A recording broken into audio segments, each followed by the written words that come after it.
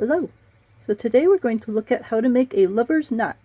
A lover's knot is a shape that lets you write a secret message inside it and then fold it up into this cute, pretty design. And the idea is that the chance of someone unfolding this whole thing and then reading your note and then refolding to get all the little lines to line back up again is slim to none. So your message is pretty safe inside there. And plus it's just a pretty shape. It looks sort of like a candy or something like that. So let's take a look at how to do this. So first, if you want, you could write a little note inside. I love you, Lisa. Alright, so we got our note. We're going to start with a couple of preliminary folds to get the creases in place. So we're going to do a half unfold the rectangles, the bottom half coming out to the top. Doesn't matter which direction you choose because we're going to be doing both of them. Give it a nice sharp crease. Unfold that, and then we're going to do the opposite rectangle. So the bottom goes up to the top.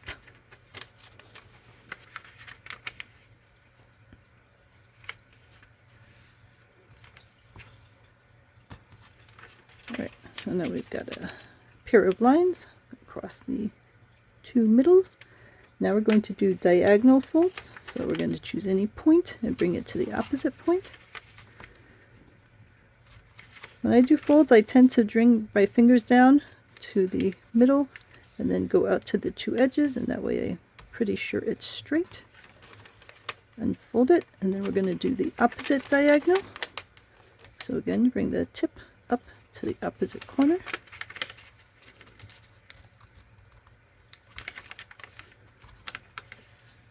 Drag your fingers out to either edge. Alright, so now we've got creases on the two diagonals and the two centers. So what we're going to do next is we're going to squash this down so that it ends up looking like that. So if you look at the way that the folds are right now, the diagonal creases are all in the correct orientation for them to fold down into that form.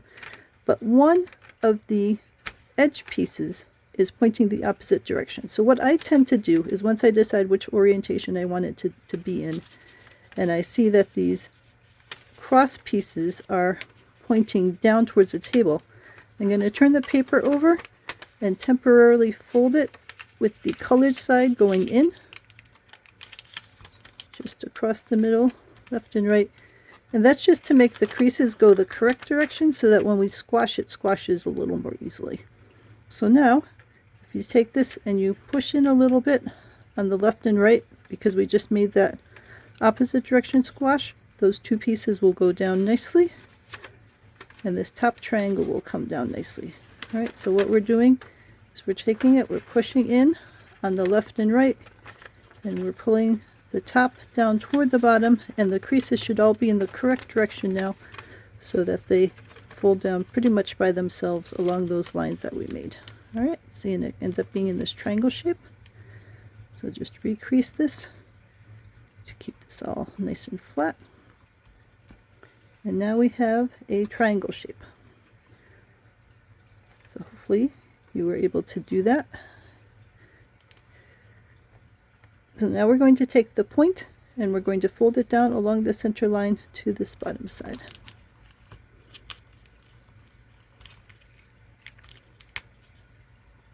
Crease that. And then unfold that.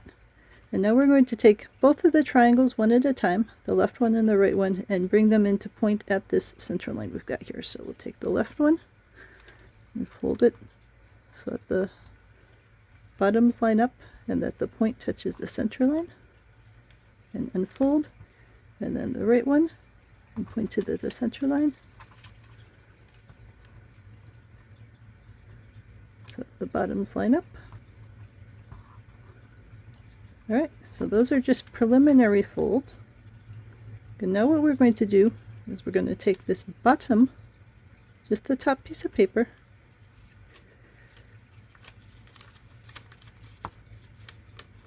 and if you fold that up a little, You can see that as that piece goes up, these two sides come in, and you're just going to let them rotate around and bring what was the bottom to go along the center line, and it will fold on that crease we made down there as the triangle.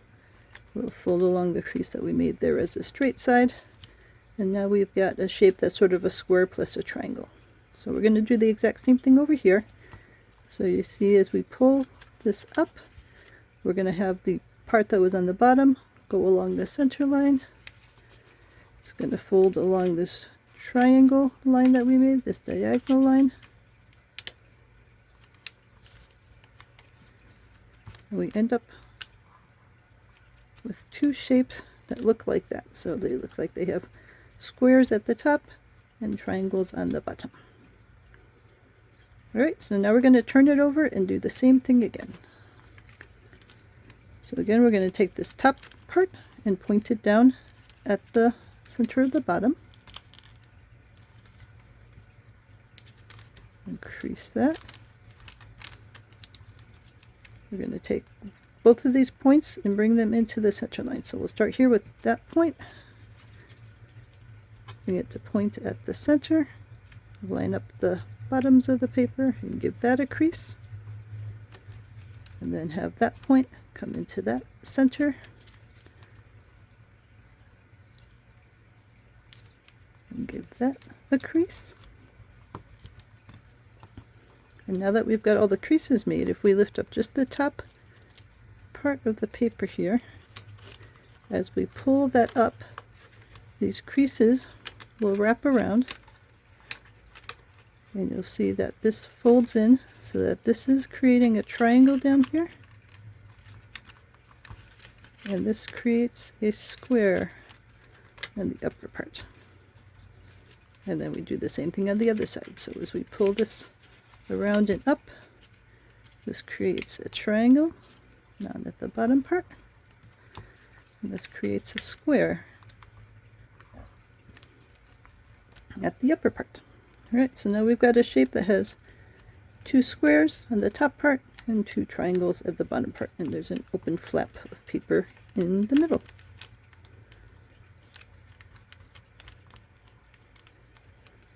Alright, so now we're going to flip it like it was a book, just one page. So we're going to flip this one page over so that we're on the page that has a triangle shape in it. So you can see it's sort of a square.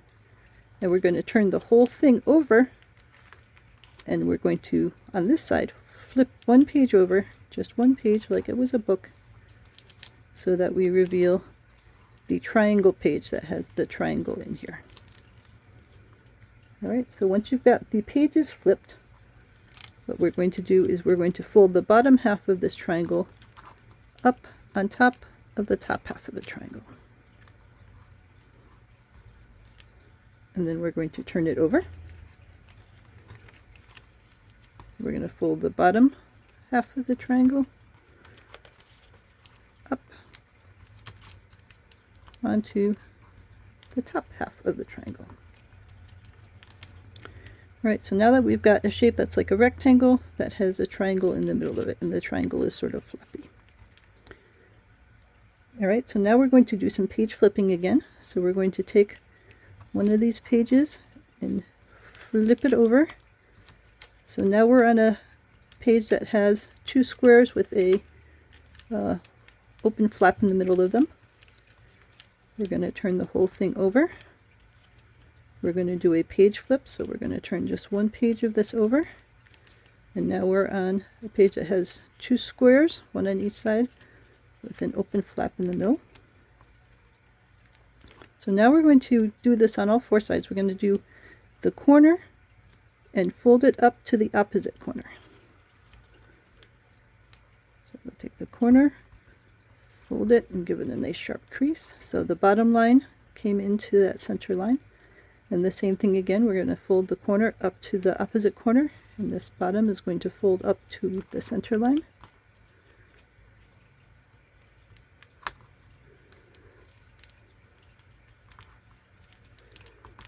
Alright, so now we've got a shape that has a pair of triangles in the center and then a bunch of other triangles around the edges. We're going to turn this over. I'm going to fold this point in to that point. Yes, I'm surprised it took you this long, Zuzu. We've been folding without you. How could we possibly have done this without your help? We're going to point that point up to the opposite corner. I know, purr. There's Origami. Oh, you are so helpful. You are so helpful. Alright, so again we have a shape that has two triangles that form a square here, and then two other triangles up in that corner area. So now we're going to fold this in half with this top edge coming down to fold down towards this bottom point. So we're going to fold that and try to, I know there's multiple layers now, so try to get all the layers. Doesn't have to be exact because we're nearly at the end of the process here, but just get as many of the layers as you can to fold down in half. Alright, and then we're going to flip it over. Sweetie. And again we're going to fold the top side down to be down on the bottom. Sweetie, that's not for eating. Well, I mean, clearly everything is for eating in your brain, but let's not eat this right now. So we're folding this in half. Stick your fingers in there to get all the different layers to fold. Yeah, you can eat that one, sweetie, because that one's already done. Here, you want to eat this one? That's for you to eat. Alright, so we folded that down in half. We've given that a good sharp crease. Now if we pick this up and hold it by the two handles, let's take a look at this example here of what we're doing. We're going to gently pull and wiggle and pull and wiggle and see how that pulls out. Maybe give it a little flattening help. A little flattening help. And this will pull out into a shape that has a square in the middle, little trapezoidal pieces on the sides, and then a triangle on the top and bottom. And then at this point, you draw some sort of a shape overlapping these creases, because the chance of someone, here I'll just draw squares, or I suppose diamonds, the chance of someone being able to unfold this all and then refold it so that everything lines up exactly the same is pretty slim. Oh, yep, you are so helpful, especially if the kitty's helping by eating the pen that you're drawing the diamonds with. Oh, yes, thank you. Here, we'll make this to Kitty. Kitty, you going to I love you message? Kitty. Alright, we have addressed that to Kitty. And now we have a lover's knot. And then when the recipient gets it, they unfold it all, which is a lot easier because it doesn't really matter how they unfold it. And they can read the secret message. So let me know if you have any questions at all about how to fold a lover's knot.